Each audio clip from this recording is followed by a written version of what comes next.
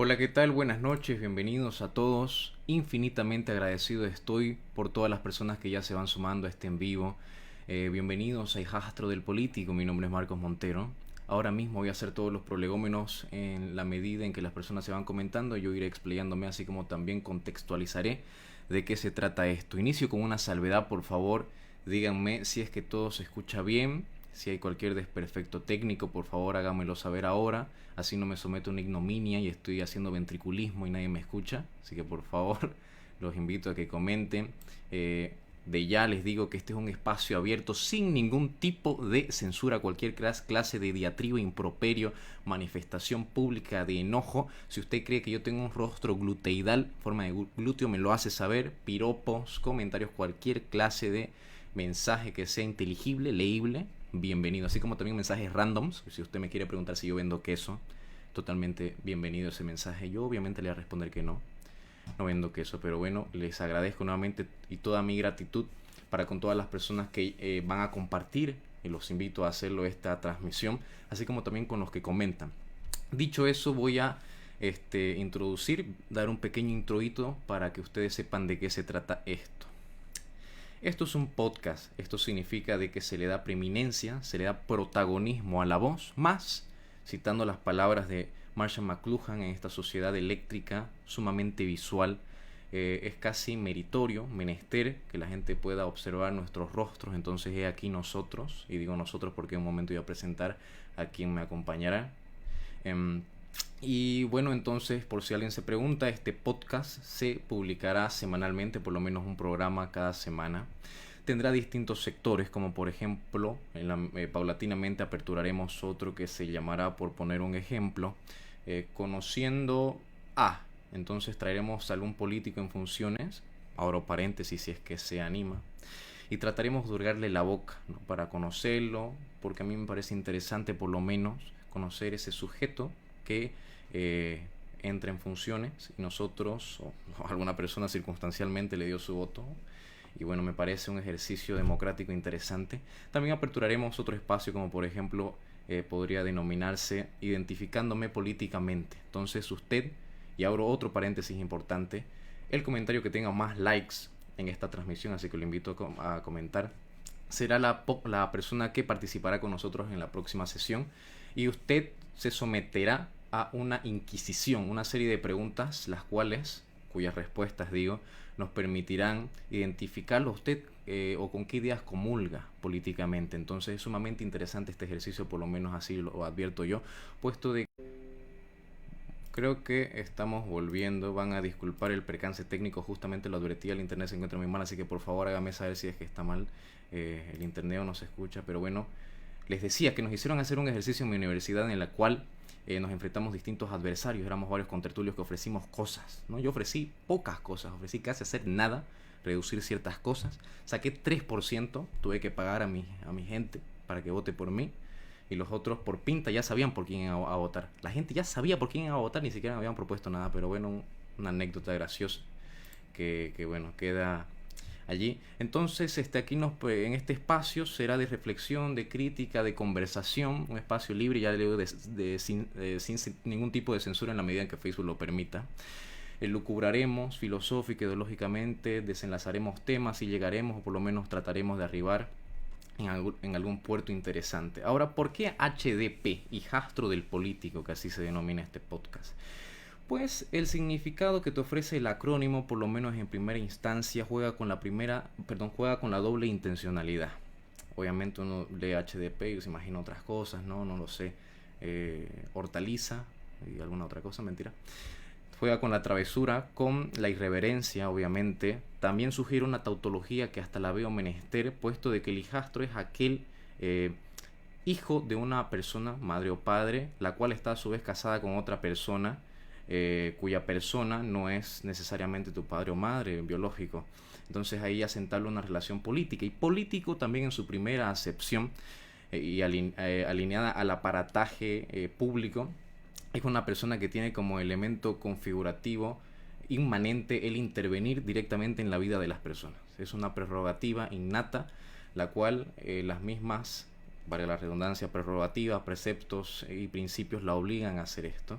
Entonces, esto converge, estas ambas ideas convergen y el hijo rebelde también, que se cansa de la obsecuencia, se manifiesta, alza su voz, y ya no se encuentra timorato, ya no es una persona tibia, y entonces en su libertad de expresión, que se encuentra amparada en la vida entera, no solamente de manera positiva, puede manifestar aquello que piensa. Y creo yo, lo recalco y lo subrayo, es un ejercicio interesante de reflexión. Si se juega con la ironía o con el humor, no se sienta usted triste, no se contriste, no se atribule, no queremos herir sus sentimientos, pero bueno, son algunas aclaraciones que quiero hacer.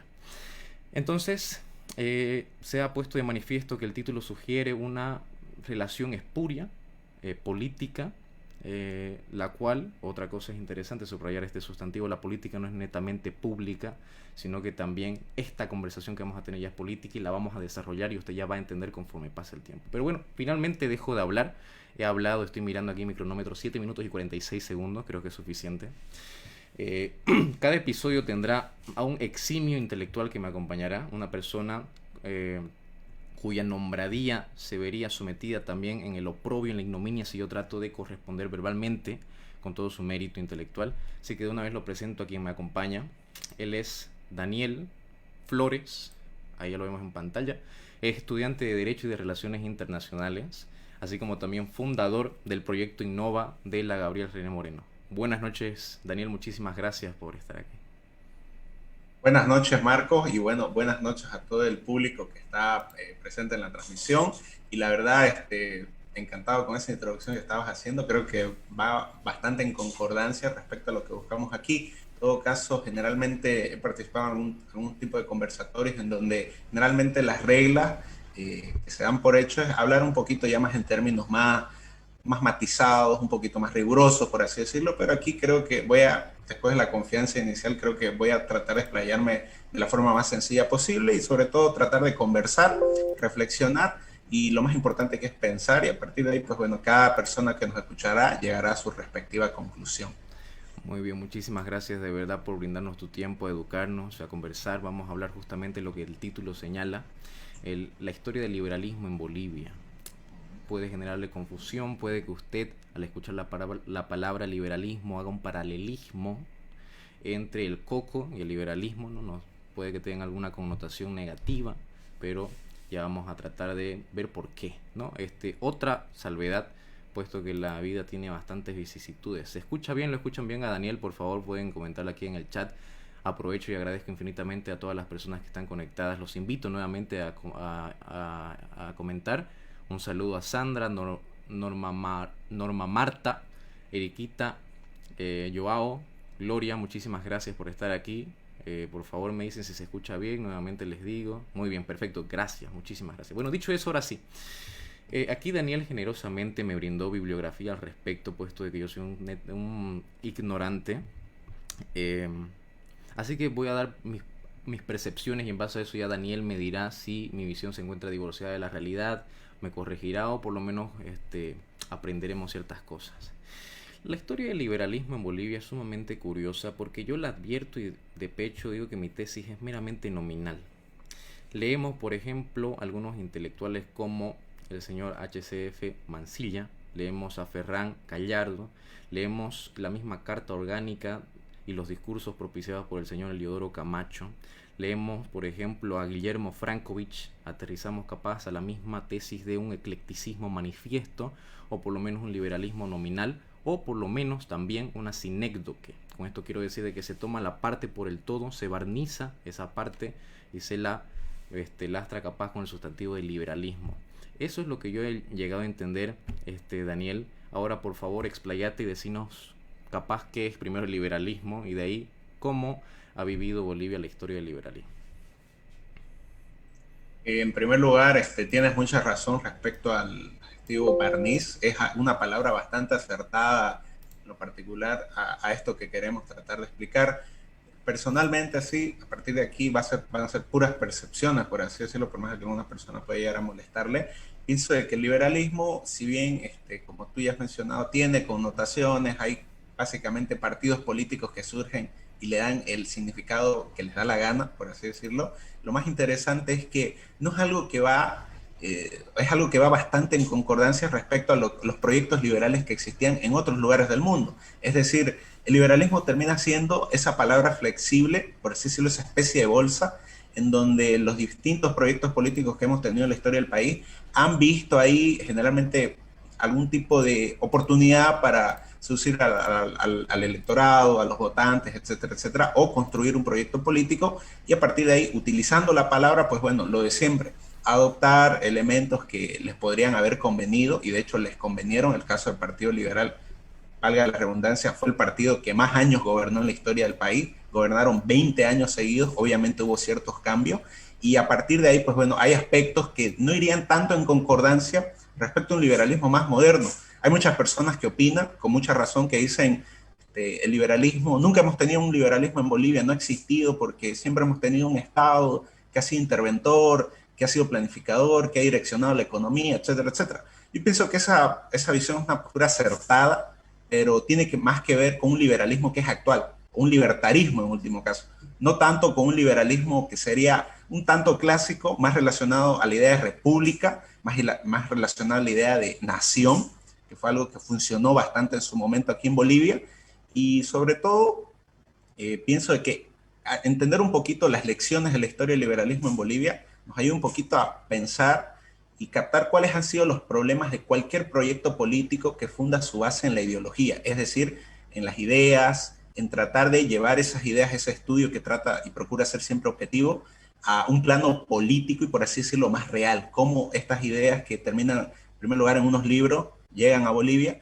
y al final terminan poniéndose en práctica, cuáles son las cosas que aparecen ahí. Esto es algo bastante interesante, ¿por qué? Porque cuando me puse a estudiar esto, pensaba, bueno, hay ciertos factores que sí suenan a un liberalismo más moderno, el caso de la defensa de la propiedad, al individuo, otro tipo de cosas. Pero hay cosas que en la práctica poco o nada se cumplieron. El caso del liberalismo, lo que pasó con los movimientos indígenas, entre otro tipo de cosas. Entonces, me parece interesante porque un poquito nos quita esa ilusión respecto a lo político. O sea, a veces pensamos que votando o teniendo ciertas ideas políticas, va a haber un momento en donde estas puedan ponerse en práctica y las cosas un poquito mejoren. No voy a negar eso, puede que suceda, pero también hay que entender un poquito la situación en la que partimos. Partimos de una cultura política, partimos de una historia y a veces eso termina pesando más respecto a lo que nosotros queremos, las buenas intenciones que podemos llegar a tener. Y esa pérdida de ilusión yo pienso que es lo más importante. ¿Por qué? Porque nos ayuda a ver la política de una forma un poquito más racional. Ya no vemos la política como ese lugar en donde si no se cumple esto, las cosas están mal. Entonces, ayuda un poquito a comprender, es un análisis un poquito más, por así decirlo, imparcial, frente a las pasiones políticas que está bien que las tengamos, está bien que tengamos un deseo para cómo debemos hacer política, pero también tenemos que entender un poquito, hacer un juicio de dónde venimos, de dónde partimos, qué pasó y por qué esta idea es tan odiada. No es porque las personas simplemente tienen un odio al liberalismo y nacieron con eso. Hay una serie de motivos históricos por las cuales sucedió. Entonces, me encantaría seguir conversando y como siempre, o sea, abierto a todo tipo de cuestionamiento y sobre todo dialogar, que creo que es lo más importante. No, claro, me parece sumamente interesante y si querés lo aterrizamos a cosas concretas para que la gente también pueda aterrizar en alguna avenida y la recorremos. Por ejemplo, si situamos, obviamente, por lo menos como se lo hace al periodo liberal a finales del siglo XIX, 1899, con el señor José Manuel Pando, y bueno, vislumbramos el horizonte de las siguientes 2 décadas, que más o menos oficialmente está el Partido Liberal, y de ahí, si no me equivoco, vos me corregís si estoy hablando sin ningún tipo de sentido. Se ramifica, digamos, con algunos vestigios, igual con otros miembros, republicano, conservador, etcétera, etcétera. Entonces es sumamente curioso y, por ejemplo, recogiendo los datos que el señor HCF Mansilla nos ofrece, podemos ver que hay una sociedad boliviana que ya viene, por así decirlo, con un paradigma sumamente, no sé cómo decirlo, en una esfera exenta capaz de responsabilidad y deber individual. Con esto quiero decir, capaz discrepa un poquito con lo que maneja el señor Mancilla, pero por ejemplo, él menciona ahí que la sociedad boliviana de ese entonces, bueno, perdón, de hace un par de años, tenía como tres derechos a los cuales la sociedad pues consideraba valiosa. Entre ellos me parecía curioso que estaba el trabajo, ni siquiera estaba la libertad, estaba la vida, de primero obviamente, estaba también el trabajo, estaba la salud. Secundariamente vemos, digamos, la propiedad, vemos la libertad. Este, Más manifiesto es en estos últimos tiempos cuando la algaraza, el grito popular dice la democracia, se defiende la democracia, cuando esta, al menos yo la percibo, es un medio, para mí es un grito chuto, por así decirlo, ¿no? Que busca obviamente, capaz implícitamente, la libertad, pero es como que no conecta del todo. Entonces, vemos también las políticas públicas concretas, digamos, que se desarrollaron en distintas materias durante estas décadas o estos años, a principios del siglo XX. Y vemos que, por ejemplo, claro, su carta orgánica dice una cosa, ¿no? Dice que persiguen, por lo menos sus cimientos axiológicos dicen la libertad del individuo, más allá se contradicen y dicen que la libertad implica la relación gobernante-gobernado, aunque es un poquito más allá, dice, pero también lo manifiesta. Luego en sus políticas públicas concretas hablan, digamos, de todavía de manejar el sistema de impuestos, la tributación, obviamente lo quieren unificar, pero sigue. La deuda pública tampoco se ve menguada. No sé, a ver, vos comentanos un poquito más respecto a esto, Daniel, para que la gente también pueda conocer. Bueno, como tú ya mencionabas en la Carta Orgánica del Partido Liberal, que sería, como actualmente conocemos, una especie de reglamento, una especie de propuesta que se hace de parte del partido que hizo en ese momento, está, como tú bien mencionas, el factor de la libertad individual, el factor de la defensa del individuo frente a los atropellos que podría llegar a tener el Estado. Pero después, más allácito, vemos cosas como sí o sí tenemos que tener un Estado que regule esa relación entre gobernantes y gobernados. Y nosotros decimos, ¿será que esto es liberalismo? ¿Será que esto tiene que ver un poquito con lo que veo, ya sea en videos de YouTube o ya sea en la concepción que yo tengo actual del liberalismo, lo que dice, por ejemplo, Javier Milei? Y es que, como tú ya dices, no tiene nada que ver. Pero lo curioso es que ese liberalismo que se propone en esa carta no es un liberalismo distinto al que se proponían en otros países. O sea, la esencia del movimiento liberal en ese entonces era precisamente una especie de constitucionalismo. Valga la redundancia decir que existía un gobernante, un gobernado, y no era que venía el gobernante y le imponía las cosas al gobernado, sino que ambos se subordinaban a una especie de ley general, en algunos casos una constitución, y sobre esa base, pues bueno, se regía esta relación, una especie de defensa bastante rudimentaria a la idea de individuo. Y desde luego que no tiene nada que ver. ¿Por qué? Porque es muy importante saber que las ideas políticas evolucionan.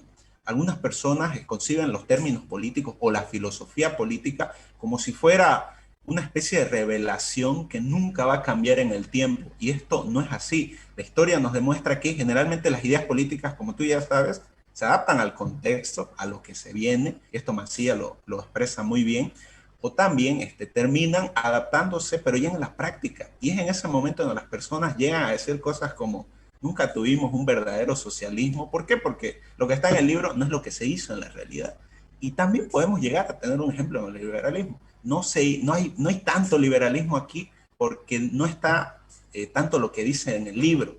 Y tiene mucha razón. Ese es el problema, que la práctica política real a veces parte de culturas previas, parte de una historia previa, y esa historia no está tan en concordancia respecto a lo que queremos o lo que nos dice la filosofía política. Y ahí vemos cosas como un partido liberal que en primer lugar llega al poder gracias al apoyo de los indígenas, gracias a la promesa de regularizar su sistema de propiedad, que no lo creas, esa fue la promesa que se le hizo al señor Zárate Vilca, y después, una vez llegado al gobierno, pues empieza una represión que es brutal, y empieza ahí el tema del prejuicio. ¿Por qué? Porque precisamente en ese gobierno del Partido Liberal van a empezar a llegar las ideas del obrerismo, el marxismo, el socialismo a gran escala ante las personas de ingresos bajos en Bolivia. Y esto va a ser el caldo de cultivo para que ya en los años 30, cuando el Partido Liberal ya no está en el poder, pues esos partidos ya empiecen a ser relevantes desde el punto de vista político. Entonces, hay factores interesantes. También hay una serie de economistas que opinan que la crisis de deuda que tuvo Bolivia el año 1930, producto a los bajos precios que se tenían en las materias primas, fue algo que se originó por la extrema dependencia que tenían los gobiernos liberales respecto a la minería y el extractivismo, algo que personalidades como Paula Peña, algunos dicen la diosa de la historia del Oriente Boliviano, también lo señalan y dicen, tuvimos un gobierno que era liberal, así nominalmente, pero que en la práctica solo se abocaba a conectar a Chile y a Perú a los centros mineros. Y es curioso porque en esa época, aquí en Santa Cruz, se hace el famosísimo memorándum de 1904, en donde se dice, ¿cómo es posible que abramos nuestras fronteras, traigamos más productos extranjeros, si ni siquiera podemos conectar Santa Cruz al resto del país?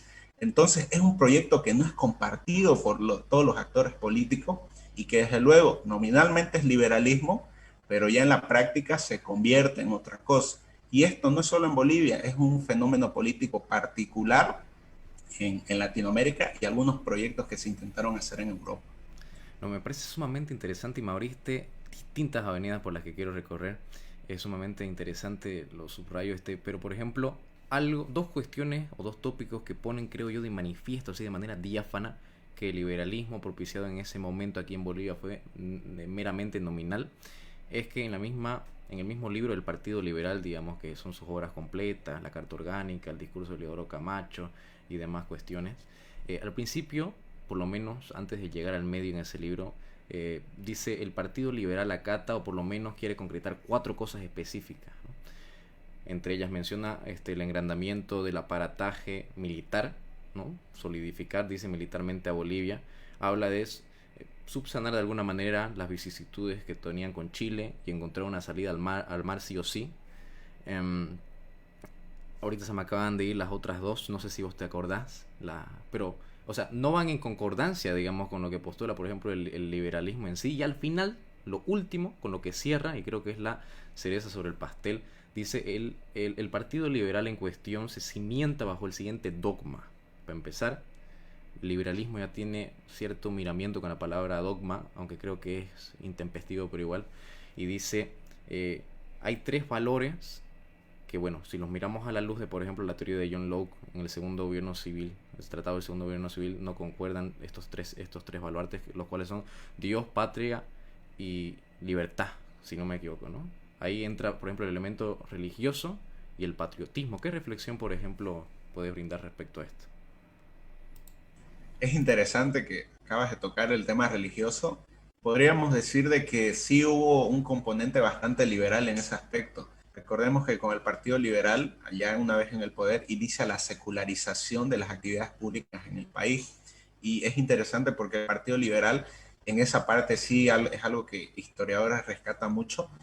Fueron los primeros, por así decirlo, que sí le pusieron importancia, sí le pusieron empeño a la educación. Fueron los primeros que trataron de hacer una reforma educativa que trate de abarcar todos los estratos sociales en Bolivia, no solo los que viven en la ciudad, no solo los que viven en el campo, sino todo el conjunto, los indígenas que apenas, o sea, conocían algún tipo de escritura, entre otras cosas. En esa parte, el Partido Liberal fue el primero que intentó hacer ese ejercicio educativo a gran escala en toda Bolivia. Y a partir de ahí se dieron experimentos como ya posteriormente como Guarizata, como las escuelas indígenas, etcétera, etcétera. Pero es interesante porque esa reforma educativa... Sí, sí, Dale, no, dale. no, discúlpame, aquí un paréntesis para que sigas hablando y no sé si le puedes aumentar a esto. En el mismo libro de Guillermo Frankovich, que es filósofo, si no me equivoco, habla de la filosofía política de Bolivia en ese entonces. Si no me equivoco, no quiero ser un muñeco de paja, pero creo haberlo leído en el artículo del señor Ferran Gallardo. Se habla de que a pesar de todas esas cosas, fue como uno de los periodos más prósperos para Bolivia, ¿no? No sé si estás de acuerdo con esto. En esa parte sí es algo que está bastante documentado, pero hay que ver los orígenes de esa prosperidad. En ese entonces el Partido Liberal, ni bien entra al gobierno, inicia una serie de negociaciones diplomáticas para que los problemas territoriales que tenían con países como por ejemplo el Brasil, Chile, Perú, traten de solucionarse mediante tratados y con esos tratados recibir compensaciones monetarias. Y es con estas compensaciones monetarias es que se inicia, por así decirlo, un boom aquí, sobre todo en la zona andina, de construcciones de ferrocarriles que conectaban los grandes centros mineros con lo que serían las ciudades de la costa, Iquique, las costas peruanas, etcétera, etcétera. Sí es un periodo de relativa estabilidad económica, eso no hay por qué negarlo, fue un periodo de apertura hacia el mundo, fue un periodo en donde se trató de, por así decirlo, estabilizar un poquito el Estado respecto a lo que habían hecho los conservadores, sobre todo en la primera etapa. Eso es algo que no se puede negar. Fue la base precisamente que le permitió al Partido Liberal gobernar tantos años. Su primera etapa de gobierno sí fue algo que desde la gestión pública es algo que se puede llegar a defender, pero siempre hay aspectos que se pueden criticar. Y me quería volver al tema de la reforma educativa porque es interesante, porque los liberales fueron bien vivos, por así decirlo. Utilizaron esta reforma educativa para atacar, o sea, tratar de quitarle poder a lo que eran los conventos y los seminarios religiosos, en el caso del catolicismo. ¿Qué hicieron? Estatizaron todo el sistema público. De hecho, la estatización del sistema público inicia con el Partido Liberal y implantaron una serie de normas que decían cosas como: a partir de aquí, toda la enseñanza pública va a ser en torno a lo que apruebe y señale el Estado. Y nosotros decimos ahora, pucha, pero ¿de dónde sale esta idea? ¿Por qué el Estado tiene que imponer? Una idea que empezó en el Partido Liberal cuando hicieron su reforma educativa. Y también fue la primera vez en donde se cerraron conventos y seminarios religiosos. O sea, hubo un cierre, que es el caso de Cochabamba, en donde se cerró precisamente porque el seminario religioso no quería acatar las órdenes del gobierno liberal. ¿Por qué? Porque obviamente ellos se adjudicaron en ese momento a la libertad de enseñanza. Nosotros somos religiosos, enseñamos de esta forma, no hay por qué, o sea, puedan limitar esa libertad que tenemos. El Partido Liberal barrió con eso y a partir de ahí, podríamos decir, inicia esa educación que algunas personas la ven como adoctrinamiento, como una especie de lavado de cerebro de parte del Estado. Obviamente los liberales tenían buenas intenciones con esto, querían hacer del país un país mucho más productivo, más enfocado a temas como la agricultura, temas de la producción económica. Pero fue algo que ya posteriormente se convirtió en otra cosa y sobre todo es interesante ver cómo al final grandes cosas que hizo el Partido Liberal terminan siendo bastante importantes hasta el día de hoy. Me parece sumamente interesante, sobre todo la aseveración de buenas intenciones. Sin duda alguna, claro, uno puede advertir atisbos de buenas intenciones. Justamente una pregunta en esa línea. ¿Vos de dónde crees que se nutren estos liberales? Porque si nos situamos históricamente, a ver, tenemos antecedentes importantes como los escoceses, su máximo exponente, el señor Adam Smith. Antes a ellos, anteriormente, tenemos al señor John Locke. Podríamos mencionar, yo que sé, antes a Lao Tse, a Epicuro, no sé, pero tenían literatura, supongo. Pero ¿de dónde crees que se nutren? Porque tampoco estábamos en la situación de la primera guerra, ni la primera, o sea, ni la gran, bueno, sucedió la primera gran guerra que en su momento se llamó. Estaban recién a puertas de la Guerra Fría, estaban a puertas también de que fracase el coloquio de Lippmann, donde se plantea ya este otro término del neoliberalismo que después lo podemos hablar. Tampoco había sucedido esta suerte de fundación de Mont Pelerin, presidida por distintos premios Nobel en economía, Friedrich Hayek, Ludwig von Mises, Buchanan, Milton Friedman, etc. Pero antes de llegar a eso, ¿de quiénes crees que se nutren o cómo crees que se llega a esta suerte de eclecticismo con vestigios de liberalismo? Se nutre bastante el republicanismo y el constitucionalismo, que eran ideas que eran básicamente el liberalismo de la época. La idea de que tenemos que tener un Estado relativamente fuerte en sus funciones, pero que no quería abarcarlo todo y que trataba de enfocar un poquito la economía a la apertura del mundo, al tema de la producción, a insertar a ese país a la economía mundial, cosa que los liberales en esa parte sí lograron de forma más o menos exitosa, a pesar de que esto haya terminado en la crisis de deuda de los años 30. Y ya posteriormente, ya en el apartado político, a mí me parece que hay bastante influencia de parte de lo que serían los pensadores de la Ilustración, Montesquieu, Locke en cierta medida, un poco Rousseau, porque esto era lo que se entendía como liberalismo en ese entonces. O sea, ahora cuando escuchamos la palabra republicano y la palabra liberal, son cosas que disociamos, o sea, como que nada que ver el uno con el otro, agua y aceite. Pero en ese entonces eran cosas que más o menos sí pegaban, eran, por así decirlo, estaban venidas de la mano. ¿En qué sentido? En que la idea, ante todo, era tratar de copiar, y así esta parte, copiar lo que habían hecho los partidos políticos y los países europeos. En esa parte, algunos indigenistas pienso que sí tienen razón. Había un deseo más que todo eurocentrista de repetir las cosas que se tenían en Europa, aquí en Bolivia. Y ahí pues donde el señor Mancilla nos dice, ¿cómo yo puedo tener instituciones que son del primer mundo cuando tienes una cultura política y algunas instituciones informales que son del tercer mundo y en algunos casos hasta precolombinas? Y esa es una de las grandes paradojas que hemos tenido. Tanto el Partido Conservador como el Partido Liberal confían bastante en la idea de la novela Juan de la Rosa, la idea de que teníamos que tener una clase media amplia, nacional, patriota, ilustrada, leída, educada y que se encaminaba hacia el beneficio de la nación. Esta es una idea que funcionó bastante y que desde luego yo pienso que explica un poco las vicisitudes que tuvo tanto el liberalismo como el conservadurismo y que en esta parte ya me gustaría un poquito cerrarlo. Gran parte de lo que hizo el Partido Liberal fue la motivación para que surjan movimientos como el obrero, el socialismo militar, el nacionalismo más radical y sobre los errores de ese Partido Liberal que como habíamos dicho gobernó 20 años seguidos, ni siquiera el MAS o el MNR habían llegado tanto, fue que se van a construir proyectos políticos que van a ser radicalmente distintos, que van a plantear al liberalismo como si fuera una especie de demonio.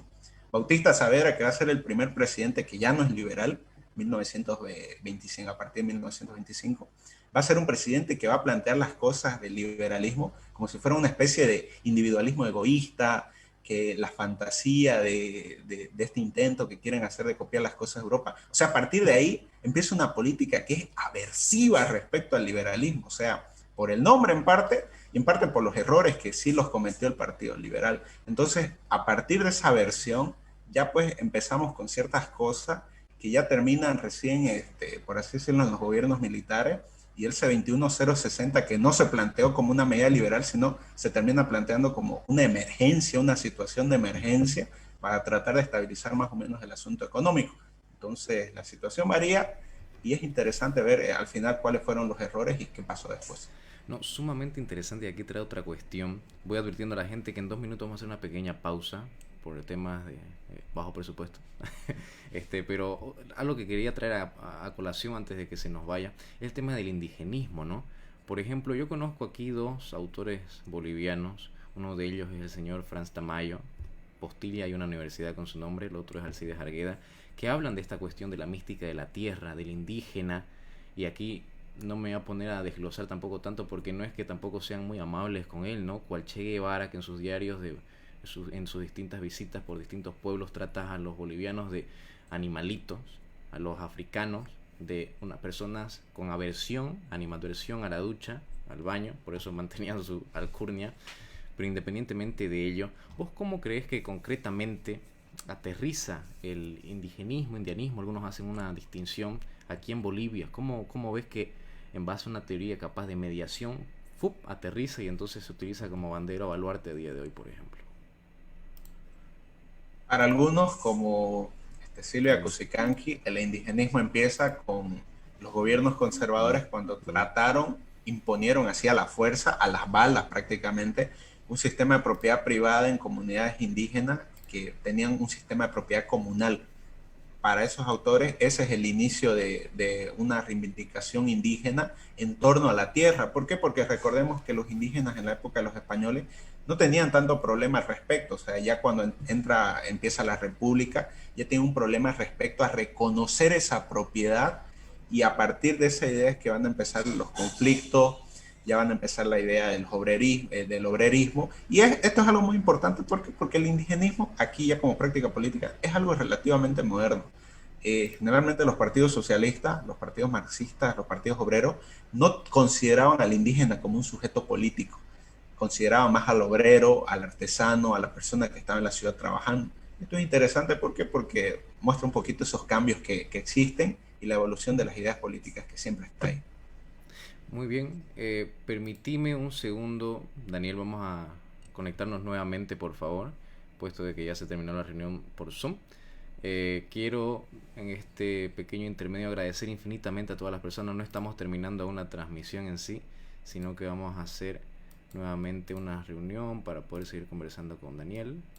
Los invito por favor a que nos escriban, nos digan qué les está pareciendo, cómo se sienten, qué tal su día, qué han hecho en carnaval, cualquier comentario, tema que quieran eh, proponer. No se olviden también de que si usted comenta y es la persona con más likes o reacciones a su comentario, va a poder usted participar con nosotros en la próxima transmisión y vamos a poder inquirir con qué ideología usted comulga, cómo se identifica políticamente. Así que lo invito a comentar, por favor interactúe con nosotros. Estoy aquí leyendo, voy a pasar a leer algunos mensajitos. Aquí Edwin Vargas Franco nos dice saludos cordiales, un saludo, muchísimas gracias por estar a las 22 personas aquí conectadas. A Dodi Domínguez, muchísimas gracias en verdad por estar aquí conectada también. Michelle Solange, Jimena, y bueno, muchísimas gracias a todas las personas. Los invito por favor a compartir esta transmisión, comenten por favor. La intención, ya saben, de este podcast es de reflexionar sobre la historia boliviana, sobre muchas cuestiones que creo yo valen la pena tener en cuenta. Entonces creo yo que no tendrá ningún desperdicio si usted comparte esto, lo comenta, subrayo, cualquier clase de comentarios bienvenido, por favor. Muy bien, dicho eso, ya está conectado aquí nuestro amigo Daniel. Ahora mismo va a activar su cámara y vamos a poder seguir conversando con él. Ay, ahí me veo yo, va a disculpar, 2 veces me he visto. Ahora mismo se conecta, por favor denme unos segundos. Ya, ahí está, ahora mismo lo pongo. Un momento, por favor. Ok, ya casi. Un segundito, por favor.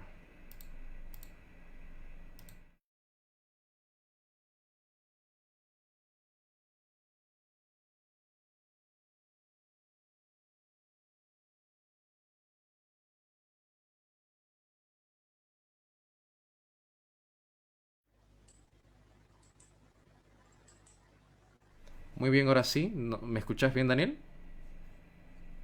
Sí, te escucho sin ningún problema. Muy bien, perfecto. Justamente estábamos tocando el tema del indigenismo, el indianismo. Nos estabas comentando, así que por favor podés proseguir respecto a eso. Bueno, quería referirme un poquito a la idea de que el hecho que tengamos una izquierda un poquito más relacionada al socialismo, a la socialdemocracia, una centroizquierda, que ahora sí le importan temas como el indígena, es algo bastante contemporáneo, bastante moderno, no es algo que la izquierda siempre hizo. Como tú ya mencionabas, el caso de Che Guevara es uno de los más importantes, o por lo menos más simbólico, y lo interesante es ver cómo para antes ese sujeto político, para el marxismo, el socialismo, era un poquito el tema del obrero, el proletario, el liberal, lo de las cadenas de la opresión del capitalismo, entre otras cosas.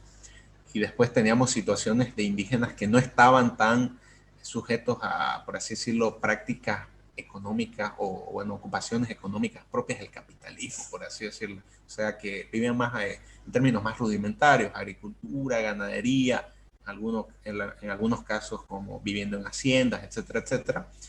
Y es importante porque nos muestra un poquito esa evolución que existe entre las ideas políticas.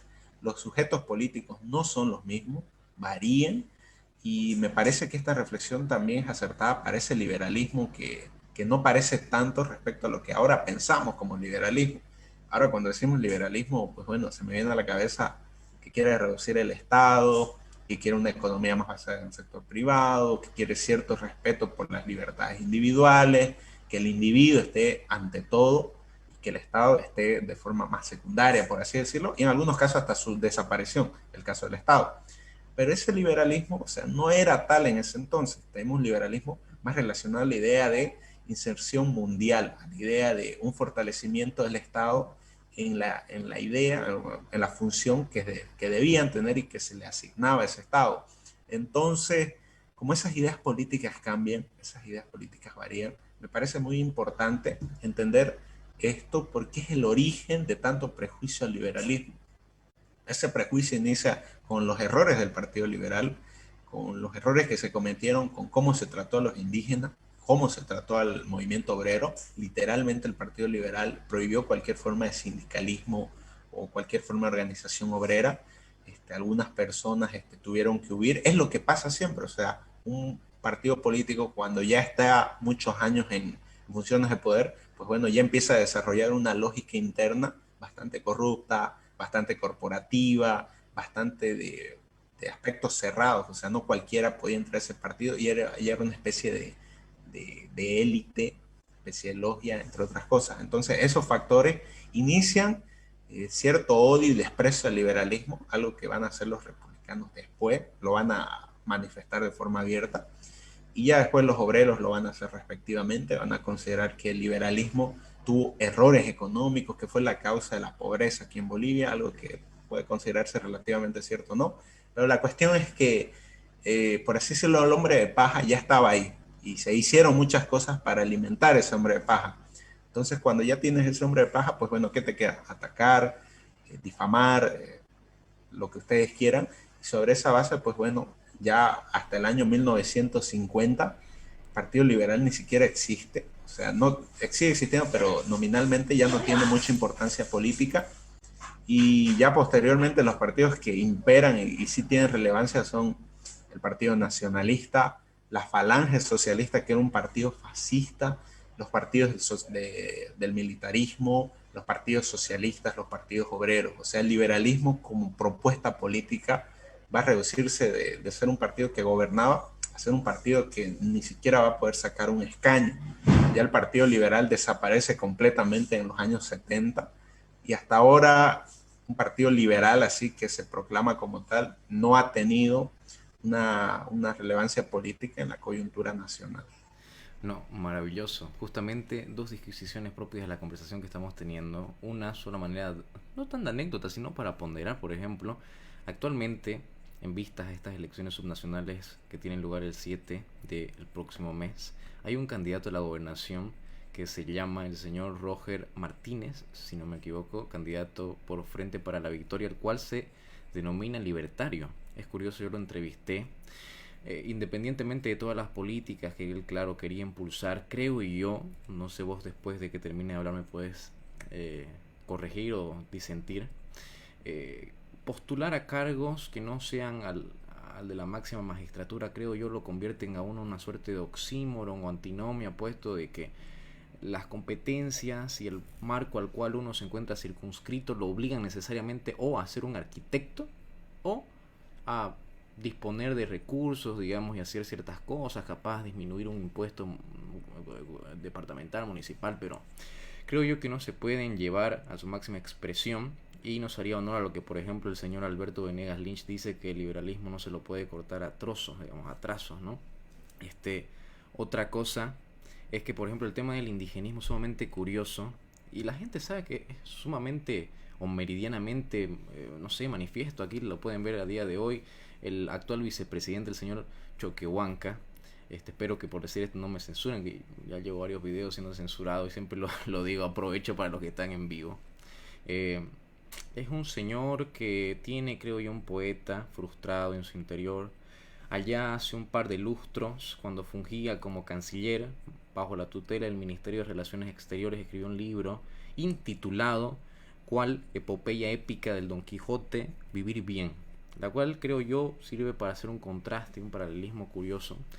En él manifiesta ciertas cosas curiosas, un punteo rápido, a ellos no le importa, por lo menos a él, el hombre, capaz en un último estadio, antes le importan las mariposas, los ríos, las rocas, puestas de que estos tienen relaciones íntimas, no intiman, pueden capaz procrear, no lo sé, eso no lo manifiesta allí. También no sabía yo que su pandilla, la cual se encuentra conformada por el señor Álvaro García Guilinera, Juan Ramón Quintana, el señor Evo Morales, se denominan, o por lo menos él así lo hace, como los guerreros del arco iris, ¿no? Sumamente curioso que ahora han cambiado la imagen en las distintas embajadas y consulados por una suerte también de arco iris. Otra cosa curiosa es que la apela al derecho cósmico, que tiene supremacía y más valor que el natural o el positivo. Y bueno, dice muchas cuestiones un poco extrañas. Y si uno, digamos, estudia un poco la era precolombina, es un libro de ágil lectura, por más que sea pingüe en cuanto a páginas, pero es interesante. En 1492 Fin de la barbarie, inicio de la civilización, del señor Cristian Rodrigo Iturralde, cuya bibliografía y notas te remiten, bajo el ojo riguroso de un periodista e historiador, a fuentes fidedignas de los propios indígenas, algunas tablas, otras esculturas y libros de personas que no necesariamente comulgan con la idea de la hispanidad y demás. Tiene vasta bibliografía. Vemos que, por ejemplo, por mencionar 3 civilizaciones más preponderantes o que nominalmente tienen relevancia mediática: el Inca, el Azteca, el Maya. Los primeros 2 sobrevivieron 100, 200, 150 años. Una sí trascendió un poco más, y todas trascendían en la medida en que extinguían a la otra pseudo civilización, por así decirlo, puesto de que en base a la acepción o concepción que uno tiene de civilización, uno puede entender de que lo que allí regía era una suerte de salvajismo, unas prácticas propias de, bueno, no quiero cometer un anacronismo, pero literalmente, digamos, metían su mano, sacaban corazones, se los comían, utilizaban a las mujeres como bienes o monedas de cambio. Tenían jueguitos curiosos, las cuales, por ejemplo, relata el señor René, que en su propia canción René dice cabeza, rodilla, muslos y cadera, que era un jueguito interesante en el cual el perdedor era decapitado, o por lo menos el capitán. Jugaban con pelotas pesadísimas, las cuales le producían lesiones severas y demás cuestiones que, bueno, usted puede repasar. Es una leyenda negra que, bueno, se viene arrastrando y la manifiesta en el vivir bien. Él no quiere, señor Choquehuanca, así lo explícitamente cito: nosotros no queremos que ustedes vivan mejor, no, sino vivan bien. ¿Qué será vivir bien? Bueno, pues él dice que el sistema capitalista, que en su inmanencia posee el egoísmo y busca la riqueza, el lucro, no es algo con lo que él comulgue. Pero por otro lado, el socialismo, que es quien busca al hombre, tampoco le parece prudente ni interesante, porque él en último estadio lo busca, sino él quiere que vivan bien, ¿no? En base al derecho cósmico, no sé, capaz de tener conocimiento en astrofísica, de manejar la teoría de cuerdas, el bosón de Higgs, las antinomias presentes en la mecánica general y cuántica, el desenlace impropio y falible del EMC al cuadrado, ¿no? Capaz todas esas cosas las debe saber.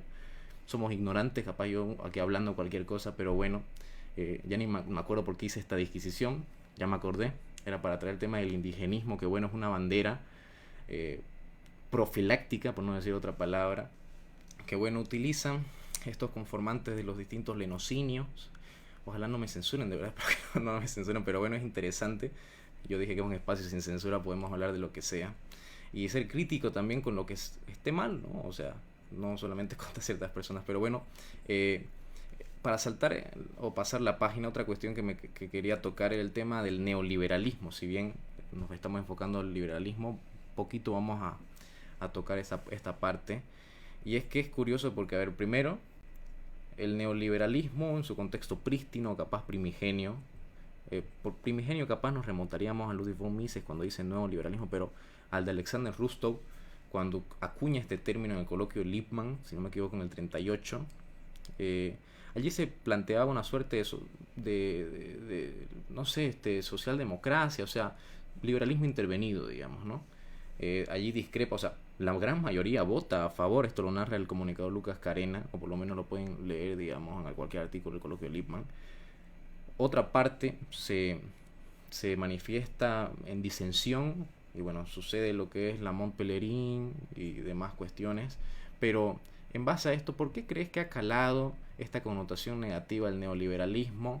Y de por sí es como que arrastra todo lo que había anterior o posteriormente, que es el liberalismo en sí, digamos, y qué consecuencias o qué cosas ves, digamos, que perjudican o es pernicioso para el liberalismo o para una filosofía que capaz tiene ciertas bondades que se lastran en base a esto.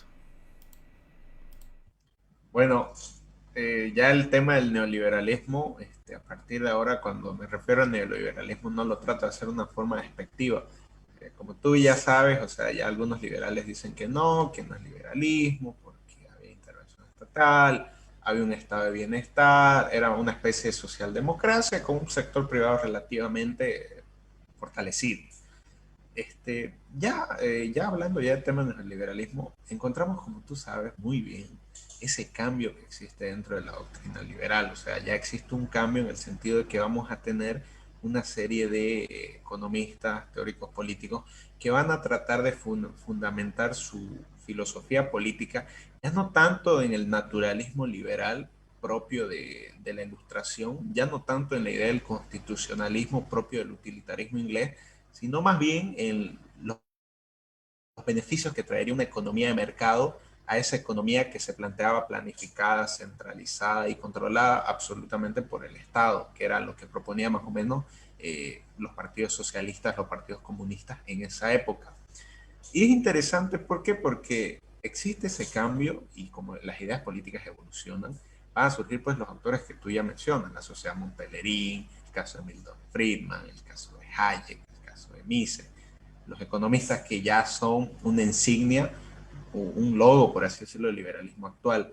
Y a partir de ese cambio, esa fundamentación que para algunos autores es una respuesta a lo que sería la filosofía política marxista, que era muy importante y tenía mucha incidencia en la política, es que ya el liberalismo va a tener la connotación que al día de hoy conocemos, un liberalismo más cercano al sector privado, que ya no le importe, por así decirlo, que ya no sea algo central el tema de los derechos naturales, el tema del respeto a la ley, sino más bien una economía de mercado, un sector privado, una apertura económica.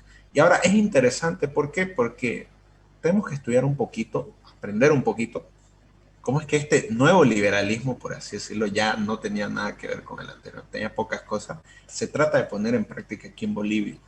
No fue un partido que se llamó liberal, no fue un partido que trató un poquito de poner las cosas en orden, en concordancia con el liberalismo, sino más bien el caso del 21060 fueron medidas de emergencia. O sea, veníamos de una situación de la UDP, en donde, por así decirlo, los bienes productivos, el caso de la valorización que tenía la moneda boliviana, todo se había ido al tacho. Y llega el 21060 y el señor Víctor Paz de Tensoro se reúne en Consejo de Ministros y muchas personas que eran sus allegadas a él le proponen una serie de medidas. Y esto el señor Guillermo Bedregal o Sánchez de Lozada lo explica muy bien. Dicen, teníamos dos opciones. La primera, o hacíamos un shock, o sea, un cambio total de un día para el otro, cosas básicas en la economía, o hacíamos una reforma gradual, más propio de lo que habían hecho algunos países aquí en Latinoamérica. Y ahí, en Consejo de Ministros, Guillermo Bedregal y Sánchez de Lozada terminan convenciendo al resto de gabinetes de que la medida más ideal, más acertada, era el shock. Es decir, hacer un cambio económico de las bases de cómo se sentaba la economía boliviana y sobre eso ya hacer ciertas reformas a largo y a mediano plazo. Y sobre esa base empiezan una serie de gobiernos que a la historia han pasado como los gobiernos neoliberales, o sea, la privatización que se hizo, los acuerdos comerciales que se hicieron en los años 90.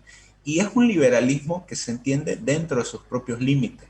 ¿Por qué? Porque va a tratar de ajustarse siempre a las necesidades que tiene esa clase política y también a las necesidades que tiene esa sociedad. Vamos a tener economías relativamente estables, relativamente libres, esta palabra es muy importante, relativamente, y sobre esa base, esa práctica política, se va a construir otro muñeco de paja. ¿Por qué? Porque fruto de las reformas políticas que se hicieron en Latinoamérica en los 90, es que la izquierda va a recuperar el poder que había perdido en los años 80.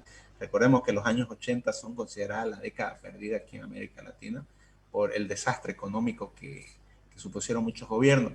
Y va a ser ese muñeco de paja fruto de las acciones de los gobiernos neoliberales que el socialismo va a llegar a la cima de la victoria en el siglo XXI con lo que ya conocemos muy bien, Kirchner, Bachelet, Evo Morales, Lula da Silva, y el caso más desastroso, el que más me apena personal, el caso de Hugo Chávez. Entonces, tenemos la alternativa liberal, la puesta en práctica de esas propuestas, y después tenemos el hombre de paja, la contrafigura, y ahí entraría todo, y sobre esa base es que gran parte de esos opositores al libre mercado, a la idea de individuo, entre otras cosas, es que terminan tejiendo sus políticas y llegan al poder, y en el caso actual, hasta ahorita, 20, bueno, 13 años después, siguen sin perderlo. No, me Eso parece creo que... sumamente interesante. Mm, a ver, si hacemos un ejercicio historiográfico y a la luz de la comunicación, podríamos capaz llegar a la conclusión de que eh, la utilización del término neoliberal sí tiene asidero en la vida real, puesto de que, bueno, existió un partido liberal, aunque haya sido nominalmente, y ahora se utiliza, digamos, capaz el éxito que no tuvo o no sé, las falencias que hubieron, y bueno, siempre las falencias son más manifiestas que los aciertos, se lo utiliza, digamos, para lastrar negativamente al liberalismo. Pero bueno, para ir cerrando, dos cuestiones más, Daniel, te quería consultar. La primera, una pregunta bicéfala que al final converge en lo mismo, y es: ¿qué le dirías a una persona que te dice que vivimos efectivamente en un periodo del auge del liberalismo? ¿Y qué le dirías al mismo tiempo a las personas que te dicen que Camacho y Johnny Fernández son liberales? Bueno, la primera pregunta, no creo que tengamos un auge del liberalismo, pero sí un auge del capitalismo. O sea, es un capitalismo muy intervenido, un capitalismo que se lleva muy bien con los estados del bienestar, pero es lo que, por así decirlo, sería el consenso mundial después del muro de Berlín, después de la caída del muro de Berlín. ¿Por qué? Porque ahora, a diferencia de antes, ya no existe una gran cantidad de países que se autoproclaman y tienen una economía planificada, descentralizada y son nominalmente socialistas. Tenemos excepciones, obviamente, el caso de Venezuela, Corea del Norte, Cuba, pero ahora es una excepción ser socialista. O sea, yo pienso que en esa parte el capitalismo, el sistema de libre mercado sí tuvo un éxito. El problema es que como siempre existen esos matices y no es algo que se aplique a todos los países del mundo. Desde luego que Bolivia es un país en donde los factores que permiten un libre mercado relativamente exitoso, tengamos esas condiciones, no las tenemos, eso está claro. Pero sí, hay que aceptarlo de que el tema del capitalismo, una economía basada en el mercado, sí es algo que triunfó y sería un consenso más o menos buscado. Es interesante ver cómo ni siquiera el gobierno de Evo Morales, por así decirlo, trató de hacer una regresión respecto a lo que habían intentado los socialistas en los años 70 o los años 60. O sea, hay ciertos factores que evolucionan y uno de esos factores, desde luego, es cómo se administra esa economía. Seguimos teniendo una economía muy intervenida, pero está bastante lejos de lo que fueron esos experimentos socialistas en el siglo XX. Segunda pregunta, Camacho y Johnny liberales. Creo que, como siempre, la idea de tratar de relacionar es que nos gusta bastante ver, tenemos una filosofía política, tenemos una convicción política, nos gusta bastante relacionarlo con lo que tenemos en la actualidad. Y a veces terminamos construyendo muñecos de paja. ¿Qué pasaría si el día de mañana el señor Camacho, al igual que su bisabuelo, termina siendo el estandarte del liberalismo cuando sabemos que no es así? Entonces, hay que ser un poquito riguroso en el tema de las etiquetas, pero también hay que entender que es parte de hacer política. O sea, se ha tachado de socialistas a un montón de personas, algunas personas tachan de liberales a cosas como Johnny Fernández, que no tienen nada que ver, porque existe una serie de urgencias que consideran políticas y que son bastante importantes para un sector del electorado. Esa idea de ver en asuntos bastante pequeños, caso de plantear una bajada de impuestos o que llegue plata del extranjero, como asuntos estrictamente liberales. Y es interesante, ¿por qué? Porque tenemos después candidatos como Mario Cronenberg, que en sus propagandas políticas dicen cosas como: necesitamos que a Santa Cruz llegue la inversión extranjera y la inversión pública. Eso en términos estrictos sería una especie de práctica neoliberal, o sea, sector privado y sector público en concordancia. Pero desde luego que no estamos hablando de un candidato liberal, o sea, hay que ser un poquito riguroso en esa parte y desde luego entender de que por más de que me agrada esta idea, hay políticos que están bastante lejos y que al final terminan construyendo lo que ya hemos mencionado, esos muñecos de paja que nominalmente se suscriben a una filosofía, pero que al final terminan siendo todo lo contrario. Excelentísimo. El mito de la tercera vía, crítica del intervencionismo, un libro del célebre Ludwig von Mises. Hay una porción de texto que nos sirve para ilustrar esto, y bueno, si quieren repasar esta literatura, y es que él explícitamente dice: hay dos formas, por lo menos por antonomasia, de intervenir: por la producción o por los impuestos. De las dos maneras aquí se lo hace. Y bueno, creo yo que bueno, para ir ya también cerrando, y te invito después a que des tus conclusiones generales. Hemos advertido de que, haciendo este recorrido histórico, el liberalismo de otrora, allá a inicios del siglo XX, ha sido nominal. Si queremos ver, sí han habido vestigios de liberalismo, pero creo yo es un ejercicio filosófico complicado. No es como la barca, como la barca la paradoja de la barca, de que te cambian todo y te dejan una parte, sigue siendo la misma barca, que no sé qué. Entonces, creo yo que es interesante interiorizarse y bueno, entender la situación, ser una persona informada. Suenan cosas cliché, pero son sumamente interesantes. Yo quedé traumado esa vez que saqué 3%. Nadie había leído mis propuestas para alcalde en mi universidad. Entonces, creo yo que has brindado bastantes luces, Daniel. Te agradezco de verdad nuevamente por brindarnos tu tiempo. Y bueno, te dejo las conclusiones generales si querés hacer un pauteo, un redondeo, subrayar algo y después si querés enviar saludos, no sé, a alguna cabra, lo que querrás. Bueno, la verdad, en primer lugar, te agradezco la invitación. Creo que ha sido una de las conversaciones más amenas y divertidas que he tenido.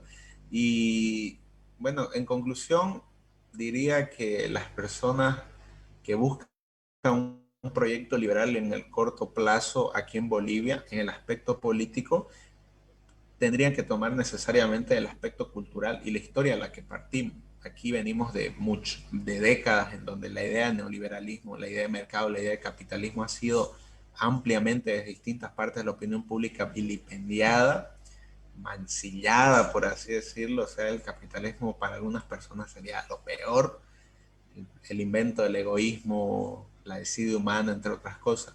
Hay que entender estas cositas. ¿Por qué? Porque ¿qué pasa si yo planteo una lucha que es frontal? O sea, que o estás conmigo o estás contra mí. Esto puede ser algo que puede funcionar, pero si queremos un cambio que sea genuino, que vaya en concordancia con eso que queremos de la política, hay que entender ciertos aspectos. Y mal que bien, pero en lo particular me atrevería a hacer esta información, esta afirmación, un liberalismo que se quiera poner en práctica aquí en Bolivia necesariamente va a tener que tomar en cuenta el aspecto indígena de la sociedad boliviana, las reivindicaciones del indígena y tratar de relacionarlas un poquito con lo que se propone.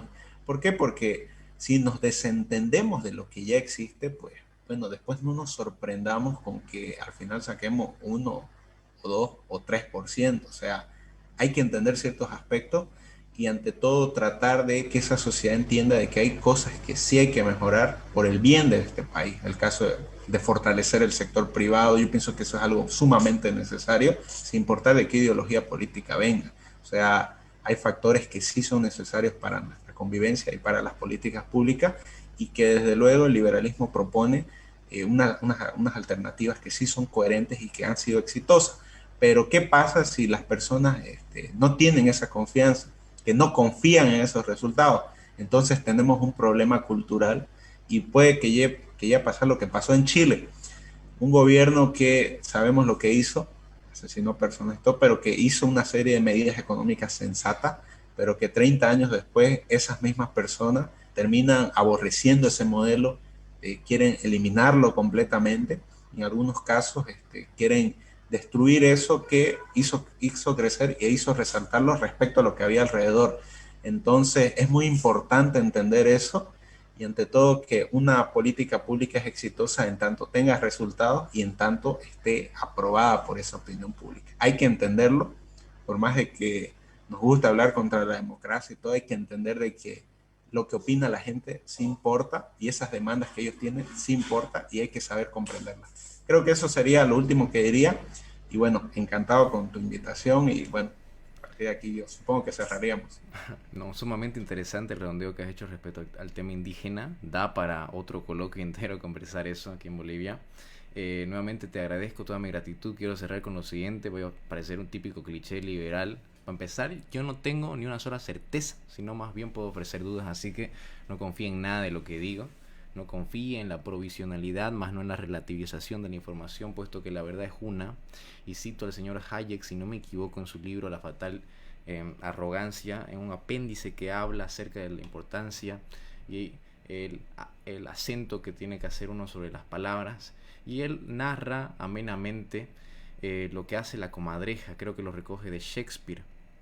La comadreja es capaz, o bueno, tiene la habilidad de succionar o sacar todo el interior de lo que, por ejemplo, puede ser un huevo, sin adulterar o fregar la envoltura. Entonces esta envoltura uno la tiene que entender y es importante en términos filosóficos entender lo que es un medio, un fin, la esencia y el accidente. La democracia es un medio que uno puede tener discrepancias o no, pero es el que funge y el que de cierta manera acoraza actualmente la sociedad boliviana, o la mayoría de las repúblicas en el mundo occidental actualmente. Pero en términos vernáculos aquí eso es lo que impera, y uno tiene que entender de que tiene que tener ciertas premisas y verdades que, creo yo, esto ya es mi opinión, deben de ser inmutables, y uno para defenderlas debe de verse impertérrito y no dudar sobre ciertas cosas. Por más que hace un ratito les acabo de decir que no tengo ni una certeza, claro que, bueno, me contradigo, tengo una certeza. Aquí ven, bueno, al otro lado ven la Santa Biblia, por ejemplo, yo creo en Dios, entonces sí creo, por ejemplo, en una moralidad objetiva y todo lo demás.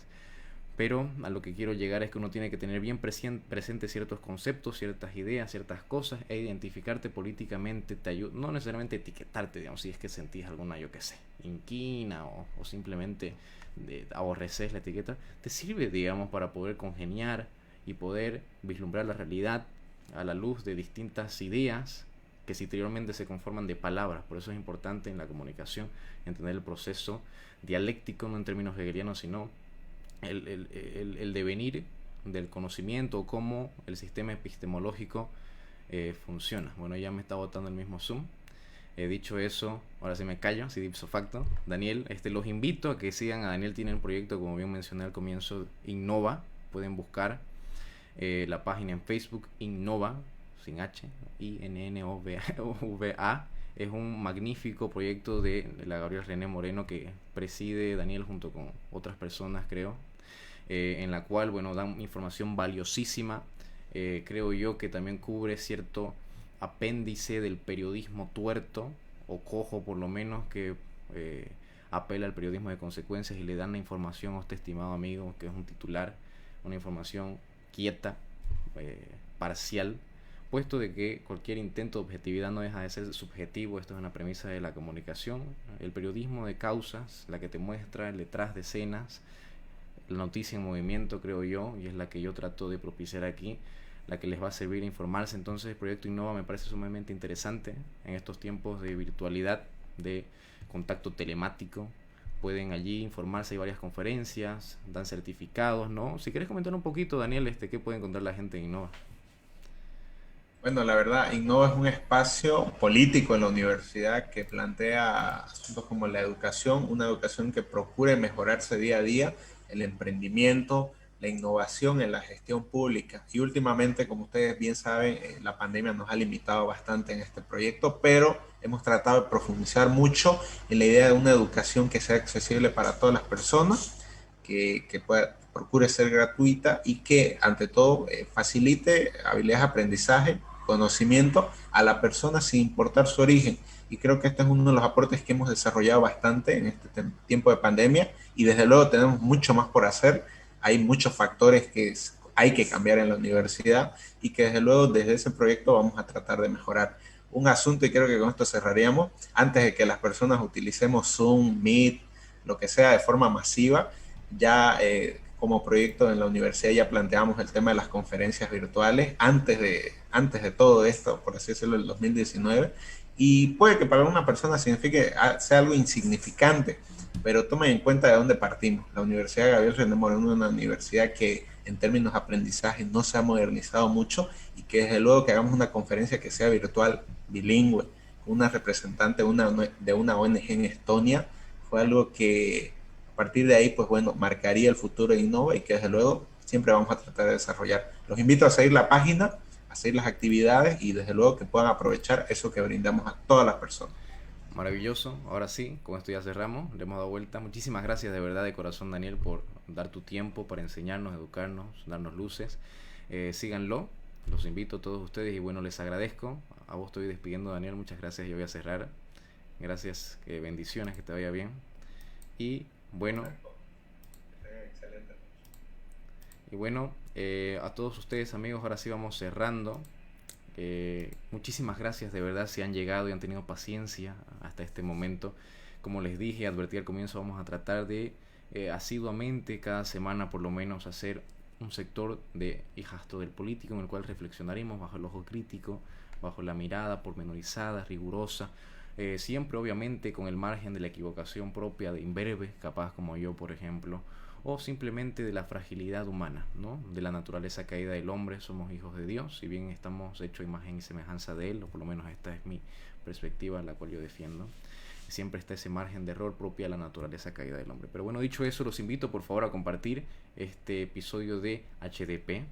Espero les haya gustado. Los invito nuevamente a comentar, puesto de que, y recalco, el comentario con más likes o reacciones va a poder participar de la próxima entrega. Vamos a hacer una serie de preguntas, un ejercicio ameno en el cual vamos a tratar de identificar políticamente a una persona, y esto va a servir, creo yo, para que sus amigos y entorno y todos los demás puedan, en base a las preguntas y respuestas también, identificarse políticamente, porque a veces uno dice simplemente, yo qué sé, no soy socialista, soy capitalista, que es como decir soy humano, digamos, ¿no?